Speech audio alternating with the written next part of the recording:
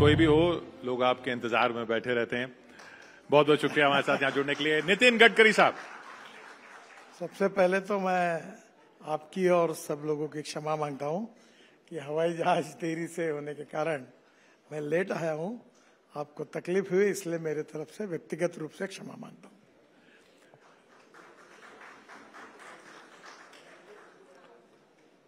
शुरू करने से पहले बात वहां पे जहां आपने छोड़ दी कुछ दिन पहले कि भाई आपको बोला था ऑपोजिशन वालों ने कि आप प्राइम मिनिस्टर बन जाओ, तो ये किसने बोल दिया? नहीं, उसने कोई ऑफिशियल लेटर नहीं दिया था, इसलिए किसी का नाम तो नहीं लूंगा। पर जब ऐसी बात आई तो मैंने उनको कहा कि प्राइम मिनिस्टर बनना ये मेरा लाइफ का उद्देश्य नहीं है। There are two type of politics, politics of convenience and politics of conviction. मैं 75 के इमरजेंसी के बाद पॉलिटिक्स ऑफ कन्विक्शन में काम करता हूं, और इसलिए ऐसी कोई बात सोचने का भी सवाल नहीं उठता। ये इलेक्शन से पहले बोला, मतलब रिजल्ट से पहले बोला था आपको या रिजल्ट के बाद? देखिए, ये बहुत बार अलग अलग प्रकार के लोगों से जब बात होती थी, अच्छा, तो उन लोगों ने अपनी बात, उनको लगता था मुझे कहीं वो व्यक्तिगत है, तो मैं किसी का नाम लेकर किसी की अड़चन नहीं करना चाहता हूं। पर जहां तक मेरी बात है, मैं चाहता हूं कि मैं कन्विक्शन के आधार पर की राजनीति करूं, और मेरे पार्टी के सिद्धांत ही मेरे लिए सर्वोपरि है। तो सवाल ही नहीं उठता ऐसा कोई। नहीं, मैंने इसलिए पूछा रिजल्ट से पहले या रिजल्ट के बाद, क्योंकि हो सकता है उनको अंदाजा हो कि सीटें कम होने वाली हैं बीजेपी की। आपको अंदाजा था सीटें कम होने वाली हैं? देखिए, हमारी सीटें कोई कम हुई ऐसा नहीं, तीसरी बार हमारी सरकार बनी है। और मैं ये मानता हूं कि राजनीति में कहीं कुछ राज्य में ज्यादा मिलती, कुछ में कम मिलती है, पर ओवरऑल इंडिया की जीत हुई है। और तीसरी बार प्रधानमंत्री बनने का सौभाग्य मोदी जी को मिला है। और आत्मनिर्भर भारत, $5 ट्रिलियन की इकोनॉमी, और वर्ल्ड में आज हम 5वें नंबर पर आर्थिक व्यवस्था है। हम तीसरे नंबर की आर्थिक व्यवस्था बनने के लिए पूरी ताकत से काम करेंगे और देश का विकास करेंगे। इसके बारे में हमारे सबके मन में विश्वास भी है और जनता का सहयोग भी हमको है। उसके आधार पर निश्चित रूप से ये उद्देश्य पूरा होगा। कल मोदी जी का जन्मदिन भी है, 100 दिन भी हो रहे हैं सरकार के, तो वो 100 दिन में आपके मंत्रालय वाले काम हुए? हाँ, काफी हुए। वैसे इसी 100 दिन में 51,000 के 8 प्रोजेक्ट कैबिनेट में हमारे रोड के अप्रूवल हुए। और मेरा ये प्रयास है कि मार्च समाप्त होने के पहले हम कम से कम 3 लाख करोड़ रुपए के काम अवार्ड कर देंगे। और फिर से एक बार हमारा जो कंस्ट्रक्शन का रिकॉर्ड है उसको आगे ले जाने की हम कोशिश कर रहे हैं, देखते हैं क्या होगा। क्योंकि चुनाव से पहले आपसे बात हुई थी कि यही वाला मंत्रालय लेंगे, या आपने कहा था जो प्रधानमंत्री देंगे वो लूंगा, और वही मंत्रालय आपको मिला। तो आपके कामकाज को 10 साल में देखा गया और उसी के आधार पर हम ये मान रहे हैं कि आपको आगे का भी यही काम मिला है। लेकिन इसमें अब कई आवाजें जो आ रही हैं वो टोल को लेकर आ रही हैं। एक आरोप आपने भी सुना होगा कि आरटीआई निकाली गई और बताया गया कि साहब राजस्थान में NH8 पर एक रोड है जिसमें खर्चा तो 1900 करोड़ आया और आप टोल अभी से 8,000 करोड़ का ले चुके हैं, फिर भी टोल लिए जा रहे हैं। ये ऐसा मैथमेटिक्स क्यों होता है? देखो, पहली बात तो है कि ये जो रोड है ये 2009 में यूपीए सरकार ने बीओटी में अलॉट किया था। ठीक है। इसमें देश की 9 बैंकों थी, और ये रोड में इतनी प्रॉब्लम्स आए कि मैं जब 2014 में मंत्री बना तो पूरे राजस्थान जाने के लिए बहुत महत्वपूर्ण मार्ग है। फिर एक कॉन्ट्रैक्टर भाग गया, कोर्ट केसेस हुई, बैंकों ने उसके ऊपर कोर्ट केसेस की, फिर नए कॉन्ट्रैक्टर आए, फिर नए कॉन्ट्रैक्टर के ऊपर हमने उसको टर्मिनेट किया, तो दिल्ली हाई कोर्ट ने उसको स्थगनादेश दिया। तो इस रोड पर हमने नया डीपीआर बनाया, और ये रोड जो है इसको बेसिकली दोनों बाजू में डेवलपमेंट हुआ, अतिक्रमण है। और राज्य सरकार में हम विशेष रूप से कोशिश करते रहे कि अगर इसको 6 लेन करना है तो अतिक्रमण निकालना होगा। काफी कुछ दिक्कतें और अड़चने हैं, पर उसके बाद इस बार बरसात के कारण समस्याएं ज़्यादा आई, पर इसके लिए 2 उपाय हुए। पहली बात तो एक टोल के बारे में जवाब दूंगा कि जैसे आप कोई गाड़ी या घर तुरंत जाकर कैश पेमेंट में खरीदते हो तो उसकी कीमत समझो 2.5 लाख रुपए है। तो जब आप 10 साल के लिए लोन के लिए लेती है तो उसकी कीमत होती है कम से कम 5.5-6 लाख रुपए, क्योंकि हर महीने में उसको इंटरेस्ट लगता है। तो बहुत से बार हम कर्जा निकाल कर भी काम करते हैं। दूसरी बात, जैसे इसी रोड पर मुझे पूरा मालूम है कि एक गुड़गांव का अंडरपास और हीरो का चौक है, ऐसे 4 फ्लाईओवर ये मैंने अपने बजट के पैसे से बनाए और रोड का रिपेयर किया था। और विशेष रूप से इस रोड के बारे में बड़े प्रमाण पर जो काम हुआ, अभी तक किया है, वो काम जो ओरिजिनल कॉन्ट्रैक्ट है उसके बाद 5,000 करोड़ के काम हुए। दूसरा, टोल के बारे में जो गलतफहमी है, मतलब आप कह रहे हैं गलतफहमी है कि 2,000 करोड़ का रोड और 8,000 करोड़ टोल? नहीं, वो तो और काफी डेवलप हुआ। पहला जो डीपीआर था, जैसे मैंने कहा कि ये जो हीरो और ये 4 एप्को, ऐसे गुड़गांव में 4 फ्लाईओवर बना, वो उसमें थे ही नहीं। उसमें डीपीआर में काफी कमियां थी। और ये पुराने यूपीए सरकार का था और भारत की 9 बैंक उसमें थी, और जिसने ये प्रोजेक्ट लिया था वो बाद में देश के बाहर चला गया। उसकी भी बहुत कोर्ट केसेस और कहानियां हैं, मैं कोई सब नाम नहीं बताऊंगा आपको। ये देश के बाहर बहुत चले जाते हैं लोग। अब वो नहीं है यहाँ। वो दिल्ली का अच्छा बड़ा कॉन्ट्रैक्टर था। अब इसमें प्रॉब्लम यह है कि दिल्ली से जयपुर नया रोड शुरू हो गया और अब जयपुर के लिए लोग उसमें से जा सकते हैं। दूसरा, इसी रोड पर पहले ही अब हमने डायरेक्ट जयपुर रिंग रोड जोड़ने वाला एक नया रास्ता भी लगभग पूरा किया है, तो दिल्ली जयपुर 2 घंटे में होगा। पर इस रोड पर भी हमने काम शुरू किया है और मेरा विश्वास है कि मैक्सिमम 6 महीने के अंदर इसको फिर से नया बना रहे हैं। जो बात आप कहते हैं कि ये जो हमारे देश में बिटुविन रोड बनते हैं, ये बरसात जब बहुत ज़्यादा होती है तो उखड़ जाते हैं। तो हमने अब ये तय किया है कि जहाँ बिटुविन रोड्स है और बरसात बहुत ज़्यादा होती है, उसके बारे में मुंबई के आईआईटी में एक सेमिनार हुआ और एक नई वाइट टॉपिंग टेक्नोलॉजी कंक्रीट की लाई है हमने। और जहाँ बेस जो होता है बिटुविन रोड का, उसके मिनिमम टेक्निकल क्वालिफिकेशन में अगर वो पूरे करता है तो उसके ऊपर हम 8 इंच का वाइट टॉपिंग कंक्रीटिंग करेंगे, तो उसका लाइफ 20 से 25 साल कुछ नहीं होगा। तो ये बहुत बार ज़्यादा बरसात होने के कारण भी बिटुविन रोड में दिक्कतें आती है। और एक बात मैं आपको बताना चाहूँगा, तो अन्यथा मत लीजिए, आपने ये होटल में 5 स्टार होटल में कार्यक्रम किया, आपके पास ऑप्शन था, रामलीला मैदान पर आप और मैं बैठते और चर्चा करते, फुकट में काम हो जाता। आप जब इस होटल में कहा आपने लिया, तो यहाँ चाय कोई 10 रुपए का नहीं होगा, यहाँ की कीमत देनी पड़ेगी। तो ये एक बात जरूर याद रखिए, if you want good services you have to pay for it. और टोले दंड नहीं होता। मैं जब मुंबई में मंत्री था तो मुंबई से पुणे, अब शायद आपको याद होगा, उस समय आने के लिए 9 घंटे लगते थे। अब 9 घंटे के बजाय 2 घंटे में लोग आते हैं, तो 7 घंटे का डीजल पेट्रोल बचता है, टाइम बचता है और सुरक्षितता भी होती है। तो ये जो पैसा है, अभी दिल्ली जयपुर जाने के लिए 7.5-8 घंटे लगते थे, अब लोग 2 घंटे में जाएंगे, 2.25 घंटे में, तो समय बचेगा। दिल्ली से देहरादून 9 घंटे लगते थे, अब 2 घंटे में जाएंगे दिसंबर के बाद। दिल्ली से अमृतसर 4 घंटे में जाएंगे जो रोड बन रहा है। तो फिर ये जितना पेट्रोल डीजल की बचत होती है, उसमें से कुछ पैसा आपको, क्योंकि हम भी कर्जा निकाल रहे हैं सरकार के बजट में। जैसे मैंने कहा कि मैं इस साल 3 लाख करोड़ के ये करूंगा, तो मेरे पास बजट तो एनएचआई को 60-70 हजार करोड़ मैं अपने बजट से दे पाऊंगा। तो ये बाकी का पैसा मार्केट में जो खड़ा करेंगे हमारे बॉन्ड्स में, उसको मुझे 8.05% ब्याज देना है लोगों को, और वो ब्याज देना होगा तो ही पैसे मिलेंगे। तो ये कोई ना कोई। और दूसरी और एक इम्पोर्टेंट बात, हम 2 लेन रोड पर टोल नहीं लगाते। कितने 2 लेन की हमारी लेंथ है, आज 65,000 किलोमीटर मेंटेन करते हैं, उसके लिए कोई टोल नहीं मिलता। नॉर्थ ईस्ट में 3 लाख करोड़ के हम काम कर रहे हैं, ब्रह्मपुत्रा पर हर जगह पुल बना रहे हैं, वहां थोड़ी टोल है।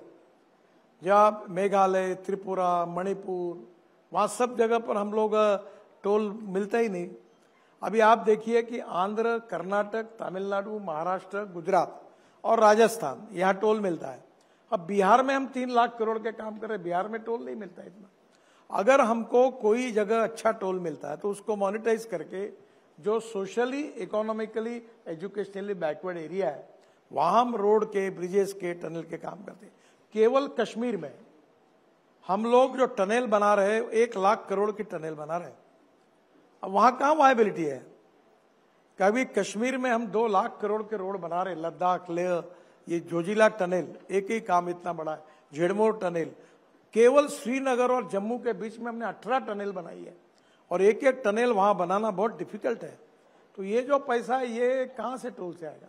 तो जो पिछड़ा हुआ क्षेत्र है वहां हम लोग ये पैसा यूज करते हैं और हर पैसे का ऑडिट होता है और हमारा टोल का पैसा फाइनेंस मिनिस्ट्री के किटी में जाता है और बजट के रूप में फिर वो पैसा हमको वापस मिलता है।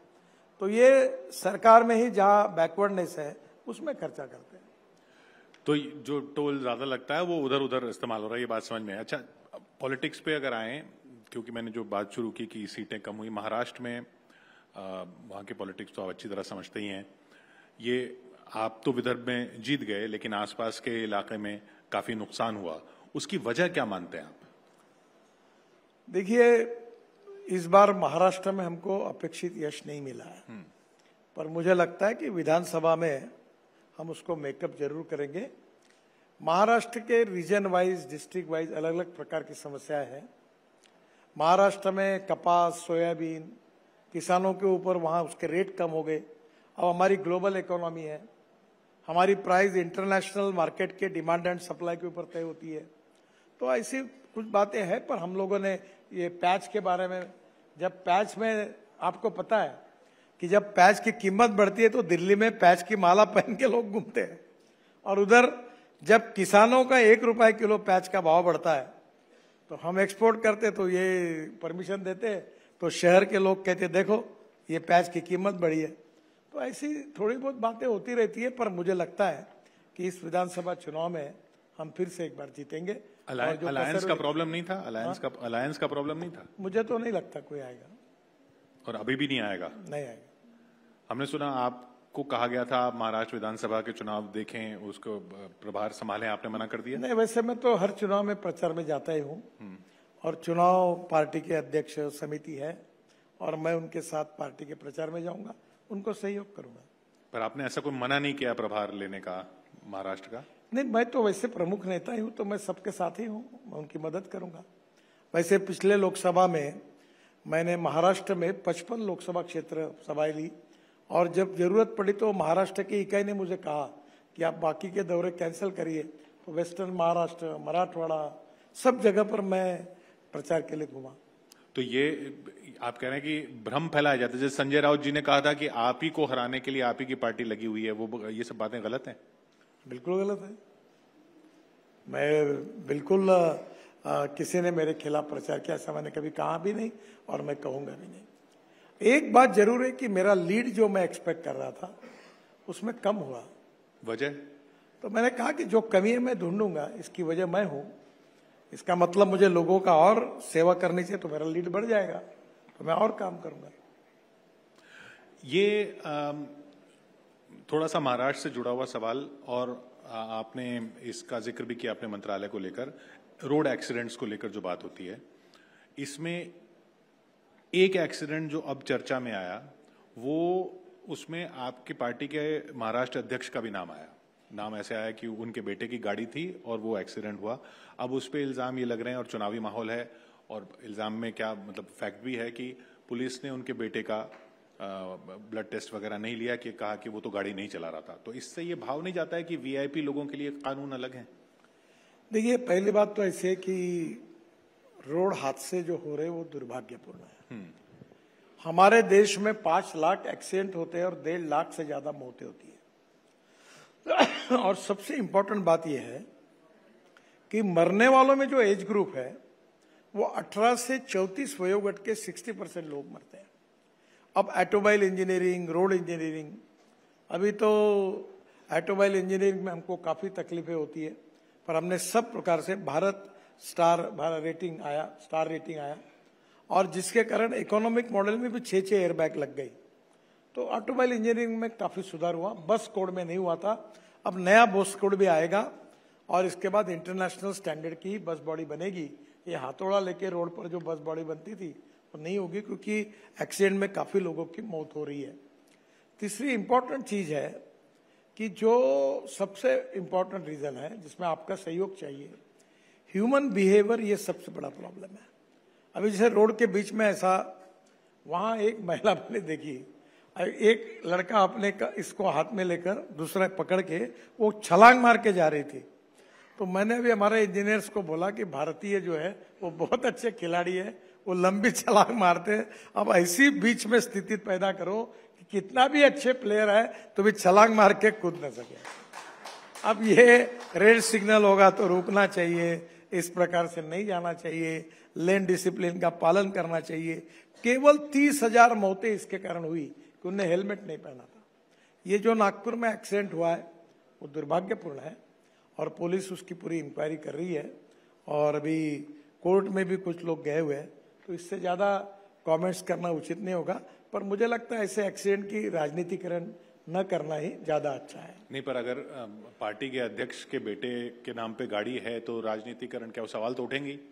और अगर उनका अब आपके चैनल में से कोई होगा और उसने कई कार में एक्सीडेंट कर दिया तो क्या चैनल को और आप सबको पार्टी बनाकर उनका जिम्मेदार पकड़ना उचित होगा? नहीं, पर उसका मेडिकल टेस्ट तो होगा ना जो करेगा। तो होगा ना, करेंगे पुलिस वाले, कोई प्रॉब्लम नहीं। उन्होंने खुद कहा है कि मेरे इस एक्सीडेंट में जो भी इंक्वायरी पुलिस करे हम सहयोग करेंगे। इस तरह से नुकसान नहीं होता पार्टी को, चुनावी नुकसान? सर, पहली बात तो ऐसी है कि उसमें चलाने वाला कौन था, कितने लोग बैठे थे, क्या हुआ था, ये सब बातें अंडर इंक्वायरी है। अभी से किसी को आरोपी पकड़ना ठीक नहीं होगा। लेट द इंक्वायरी होगी और खुद उनके पिताजी ने, जो हमारे अध्यक्ष है, उसने कहा है कि जो कार्रवाई है उचित प्रकार की वो पुलिस करे। आपके साथ कभी ऐसा नहीं जुड़ा, आपने नागपुर से ही लगातार चुनाव लड़ा, आपको आरएसएस के साथ माना जाता है कि आप करीबी है, लेकिन कभी आपके साथ ऐसे आरोप नहीं जुड़े कि जिसमें सांप्रदायिकता की कोई बात आती हो, लेकिन आपके पार्टी के साथ जुड़ते हैं। ये आरोप जो जुड़ते हैं कि हिंदू मुसलमान ज्यादा हो रहा है, ये नुकसान देते हैं क्या? ये माहौल बदला है या ये सिर्फ एक देखिए, पहली बात तो ऐसी है कि बहुत पहले मैं जब युवा था, एक सुंदर राजन करके पत्रकार थे, उन्होंने एक इंग्लिश में एक अग्रलेख लिखा था, image versus reality and ground reality versus perception. मैं संगम में भी था, जनसंघ में भी थोड़ा समय था, भारतीय जनता पार्टी में था। और बाला साहेब देवरस जी ने पुणे में वसंत व्याख्यानमाला में एक बहुत अच्छा भाषण किया था। उन्होंने कहा था कि जातीयता और अस्पृश्यता बुरी नहीं है तो कोई चीज ही बुरी नहीं हो सकती। और भारतीय जनता पार्टी में, आरएसएस में कभी जाति के आधार पर कोई बात नहीं होती, कोई व्यवहार नहीं होता। और मैं ये कन्विक्शन रूप में मानता हूं कि कोई भी व्यक्ति उसकी जात, पंथ, धर्म, भाषा, सेक्स से बड़ा नहीं होता, उसके गुणों से बड़ा होता है। और इस समाज में सोशल इक्वेलिटी और सामाजिक समता और आर्थिक समता दोनों प्रस्तावित करना, ये हमारे कन्विक्शन का पार्ट है।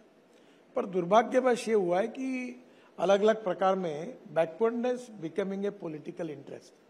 तो there is a competition that everyone want to prove that he is backward. वास्तविक हम ऐसा समाज बनाना चाहते जो सुखी हो, समृद्ध हो, संपन्न हो, जो समाज में गांव, गरीब, मजदूर, किसान का कल्याण हो, और जो किसान विश्व की बड़ी आर्थिक व्यवस्था, समाज विश्व की आर्थिक व्यवस्था बने और उसमें सब जाति, पंथ, धर्म, भाषा के सबका विकास हो। और आखिर में आपको एक बात बताता हूं, गरीब गरीब होता है, गरीब को जात, पंथ, धर्म और भाषा नहीं होती। जिस भाव में मुसलमान को पेट्रोल मिलता है, डीजल मिलता है, उसी भाव में हिंदू को मिलता है। हमारी समस्या जात और संप्रदाय नहीं है, हमारी समस्या गरीबी, भूखमरी और बेरोजगारी है। गुड गवर्नेंस के आधार पर और सही नीतियों के आधार पर हमारे देश को सुखी, समृद्ध, संपन्न बनाना, गांव, गरीब, मजदूर, किसान का कल्याण करना, और जो आखिरी पायदान पर खड़ा है, जिसके पास रहने के लिए मकान नहीं है, खाने के लिए रोटी नहीं है, शरीर पर कपड़ा नहीं है, उस दरिद्र नारायण को हम रोटी, कपड़ा और मकान दिलाए। ये पंडित दीनदयाल उपाध्याय जी का सामाजिक आर्थिक चिंतन, यही भारतीय जनता पार्टी का उद्दिष्ट है। और मैं आपको यही मानता हूं कि इसीलिए हम कोशिश कर रहे हैं। अब चुनाव में मैं तो, आपने मेरे स्टेटमेंट भाषण सुने होंगे नहीं होंगे मुझे पता नहीं, मैंने पब्लिकली कहा था कि जो जात की बात करेगा उसको कस के पड़ेगी लात। मैं बिल्कुल, देना है तो वोट दो, नहीं देना तो मत दो। और मुझे कोई फर्क नहीं पड़ा, मुझे सब जातियों ने वोट दिया। और मैंने एक तय किया है कि जातीयवाद अगर दूर करना है तो पहला काम यह करना है कि मैं कभी जातीयवाद नहीं करूंगा, सांप्रदायिकता नहीं करूंगा, और व्यक्ति के बीच में उच्च नीचता के भाव के बारे में कभी किसी को डिस्क्रिमिनेट नहीं करूंगा, चाहे इसकी राजनीतिक कीमत कुछ भी देनी पड़े। मैं ये नहीं करूंगा, इन्हें नहीं करूंगा। ऐसा ही निर्धार सभी नेताओं ने और सभी पार्टियों ने किया तो समाज में जातिवाद निकल जाएगा। तो जातीय जनगणना नहीं होनी चाहिए? देखिए, मुझे आपको ये जो जात की बात करते हैं, ये जनगणना होनी चाहिए नहीं होनी चाहिए, इस विवाद में मुझे नहीं पढ़ना। पर मैं आपको एक रिसर्च पत्रकार करके सवाल पूछता हूं, क्या किसी जात के नेता ने उसके जात का भला किया है क्या? और जब टिकट देने की वाली बात आती है तो ये बात में वो बोलता है मेरे पत्नी को टिकट दो, मेरे बेटे को टिकट दो, मेरे बेटी को टिकट दो, नहीं तो मेरे ड्राइवर को टिकट दो, और कुछ नहीं मिला तो मेरे कोई चमचे को टिकट दो। तो ये कौन सा जाति के लिए काम हुआ है?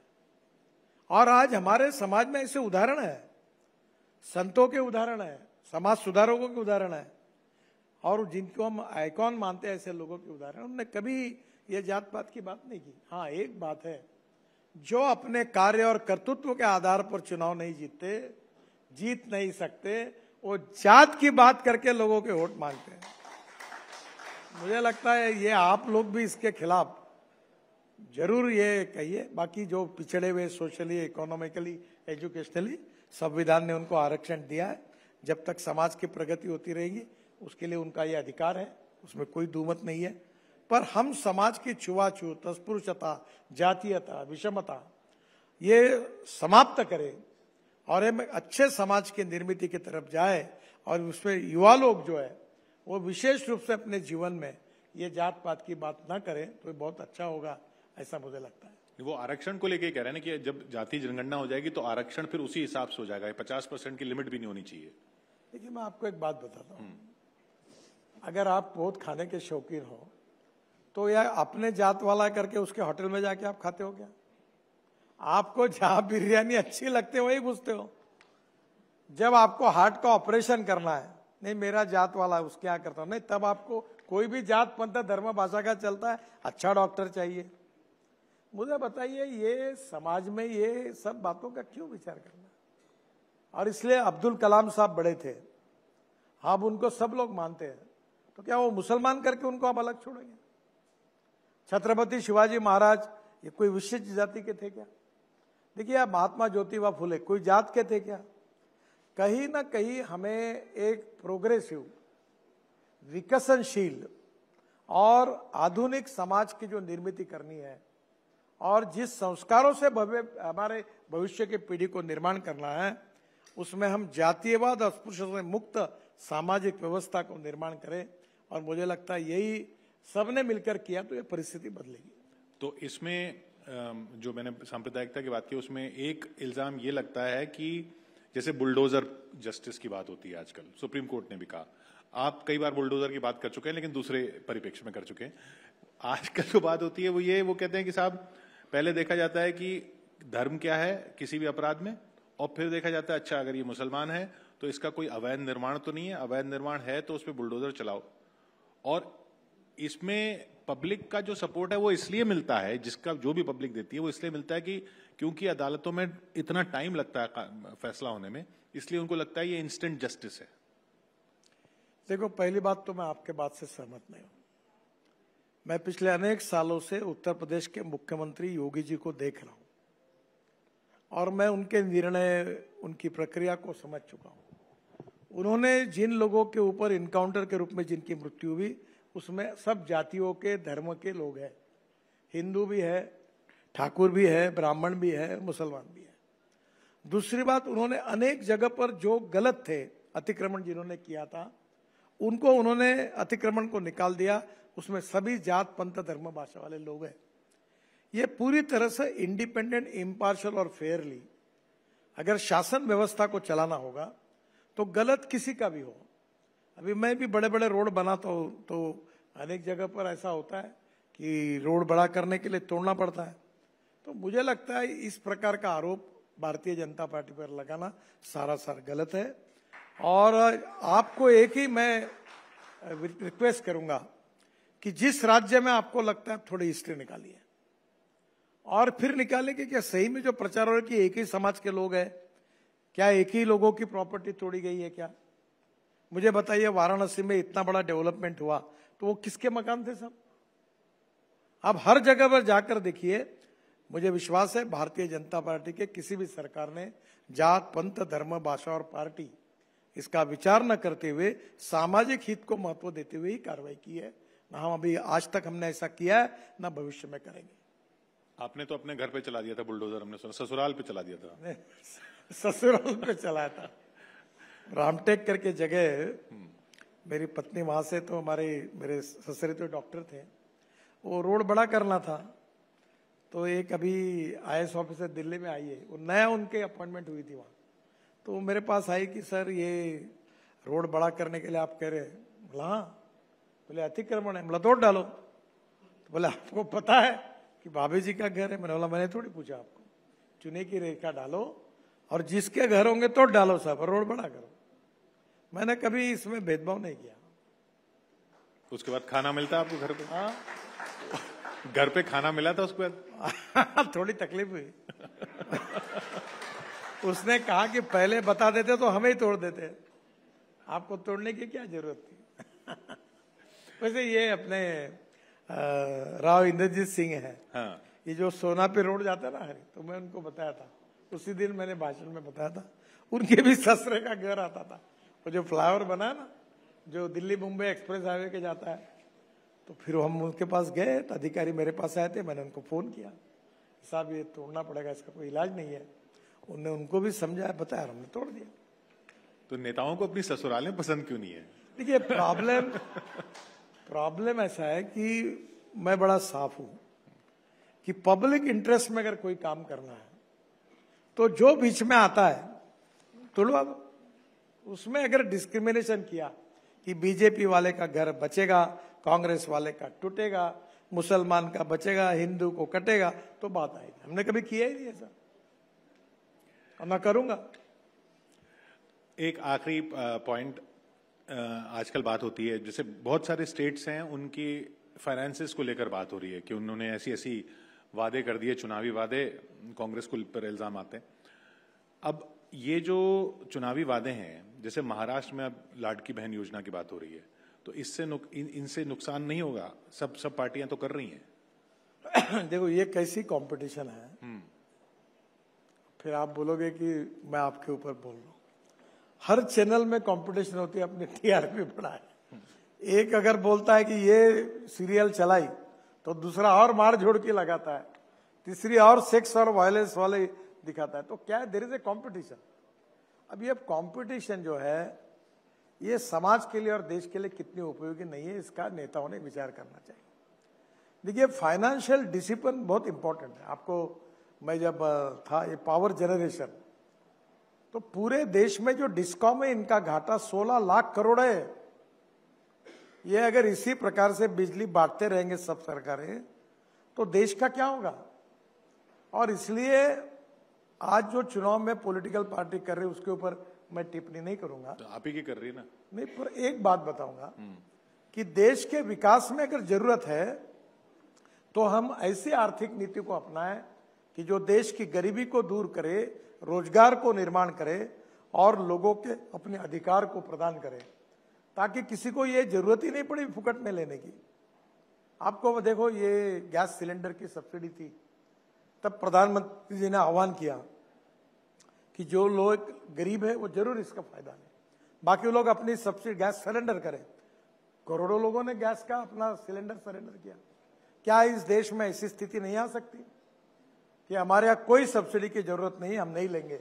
ऐसे कहने वाला एक सुखी, समृद्ध, संपन्न, शक्तिशाली समाज निर्माण करना, ये देश की आवश्यकता है। ये बजट के पैसे में हम अच्छे रोड बनाएं, किसानों के लिए सिंचाई तैयार करें, सोलर पंप लगाए, प्रोसेसिंग इंडस्ट्रीज डाले, कोल्ड स्टोरेज बनाए, ताकि वो संपन्न हो। पर ये पैसे अगर हम ऐसे ही बांटते रहेंगे तो ये सभी पार्टियों को कभी ना कभी सोचना होगा कि भविष्य में लॉन्ग टर्म पर समाज का हित किसमें है। अब ऐसा है कि एक पार्टी ने किया, दूसरी पार्टी कर रही, दूसरी ने किया, तीसरी नहीं करती। तो जैसे आपके बीच में कंपटीशन है कि कौन नंबर 1 पर है टीआरपी, वैसे हमारे यहाँ भी कंपटीशन है कि जीतना कैसे चुनाव। तो ये एक हमारे यहाँ एक फिलोसोफर, बहुत अच्छे विद्वान व्यक्ति थे, दत्तोपंत ठेंगड़ी जी, बहुत बड़े विचारक थे। वो एक बहुत अच्छी बात कहते थे। वो एक बार कह रहे थे, शॉर्टकट कट यू शॉर्ट। जो शॉर्टकट मारते हैं उससे भविष्य में बहुत नुकसान होता है। हम दूर से जाए, भले देर लगी, पर हम लोग शॉर्टकट के मोह जाल में ना फंसे। हम आर्थिक विकास शाश्वत रूप का करें, जिसमें गरीबी, भुखमरी, बेरोजगारी दूर हो और समृद्ध समाज और संपन्न समाज की निर्मित हो, आत्मनिर्भर भारत का निर्माण हो, ताकि किसी को कोई सब्सिडी की जरूरत नहीं पड़े। आप इतनी साफ साफ बात बोल लेते हैं तो, और गाने भी आपको बहुत पसंद है, तो आखिरी में मैं आपसे जानना चाहूंगा, इस मौके पर, अब इस चुनाव के बाद, फिर से इस कार्यभार को संभालने के बाद, कौन सा वो गाना होगा जो आपको अभी सूट करता हुआ दिखता है इस परिस्थिति में? मैं शूट करने वाला गाना तो नहीं है, पर मैं अलग अलग प्रकार की लोगों की गाने सुनता हूँ। ऐसा नहीं, अभी भूपेन हजारिका का जो कौन सा पिक्चर था, रंग रंग कुछ तो भी, जिसमें डिम्पल कपाड़िया भी थी, रुदाली। हाँ, तो वो मैं भूपेंद्र हजारिका को बहुत बार सुन रहा हूँ, ये बहुत अच्छा लगा। लता मंगेशकर का भी वर्जन अच्छा है, उनका भी अच्छा है। देखिए, मैं अपने जीवन को अपने आनंद के साथ जीता हूं, और पॉलिटिकल लाइफ में मैंने एक बार मजाक में कहा कि चुनाव नहीं जीता और मंत्री नहीं बना तो क्या आदमी मरता क्या? मैं अपने हिसाब से चलूंगा, अपने हिसाब से काम करूंगा, जनता की सेवा करने की कोशिश करूंगा। जनता ने जिताया तो जीत कर सेवा करूंगा, हराया तो भी जनता की सेवा करूंगा। और मैं आपको बता दूं, मैं राजनीति कम, समाजकरण ज्यादा करता हूं। मेरा कम से कम 80% सामाजिक काम करता हूं। मैं 15,000 लोगों को रोजगार दे चुका हूं, और मेरे अलग अलग सामाजिक प्रोजेक्ट में मेरा टर्नओवर अभी 2,500 करोड़ का हुआ है। मैं महिलाओं को काम, युवाओं को काम, ऑर्गेनिक फार्मिंग, अलग अलग प्रकार के काम करता हूँ। बायो फ्यूएल, अल्टरनेटिव फ्यूएल, साड़ियाँ बनाता हूँ, दरिया बनाता हूँ। आप कभी आइए नागपुर, मैं आपको ताजमहल में हमने कॉटन की साड़ी बनाई, अच्छे क्वालिटी की, धापेवाड़ा टेक्सटाइल करके मेरा गांव है उसमें। और वो साड़ी अच्छी क्वालिटी की बनने के बाद मैं लोगों को बोलता हूँ, ये कैसी है साड़ी, कितने की होगी? बोलता 5,000 की। मैंने बोला 450 में दे दो। 400 में बनी है, 450 में मिलेगी। फिर मैं गालीचे बनाए, मेरे घर पर भी है यहाँ। वो एक को पूछा कितने, बोले 7,000 का। मैंने बोला ये चिंदी होती ना, रेडीमेड गारमेंट की वेस्ट, उससे बने हुए, इसकी कीमत 400 में बनता है, 500 में। तो ये लोगों को रोजगार मिला। तो मुझे चिंता मेरे बेटों को रोजगार कैसे मिले, ये राजनीति में मेरी चिंता नहीं है, क्योंकि मेरा लड़का, मेरे दोनों लड़के लड़की पत्नी कोई टिकट नहीं मांगते और कोई महामंडल पर नहीं जाते। और मैंने उनको बताया कि मेरी राजनीतिक विरासत पर अधिकार जिन कार्यकर्ताओं ने मुझे बड़ा किया उनका है। मेरा बेटा होके तुम टिकट मांगोगे, नहीं मिलेगा। मैं पोस्टर चिपकाते हुए बड़ा बनाऊं, तुमको करना है तो वहां से शुरू करो। बोले हमको करना ही नहीं। मतलब बहुत अच्छी बात है, अपना काम धंधा करो। तो ये जो एमएलए के पेट से एमएलए पैदा होना, मुख्यमंत्री के पेट से मुख्यमंत्री, एमपी के पेट से एमपी, ये बात गलत है। इसका किसी का बेटा होना ये भी गुनाह नहीं है, पर केवल उनके पुण्य पर माँ बाप बोलते मेरे बेटे को टिकट दो, गलत है। और इसलिए मैं मानता हूं कि आने वाले समय में निश्चित रूप से हमारी राजनीति में भी काफी सुधार हो रहे हैं। नई पीढ़ी, जनरेशन बहुत जागरूक है। सोशल मीडिया पर वो पूरे दुनिया को सुन रही है, नॉलेज, टेक्नोलॉजी, इनोवेशन, रिसर्च। और मुझे अभी आपको बजाई, मैं चुनाव में गीत तैयार किए, मैंने नहीं किए थे। बनाने वाला अलग था, गाने वाला दूसरा था, संगीत देने वाला तीसरा था। वो मैंने चुनाव में वो गीत डाले। अभी मुझे वो यूट्यूब वालों ने 85,000 रुपए रॉयल्टी दी। वो गीत 89 लाख लोग सुनते थे, उसके कारण मुझे पॉकेट मिला।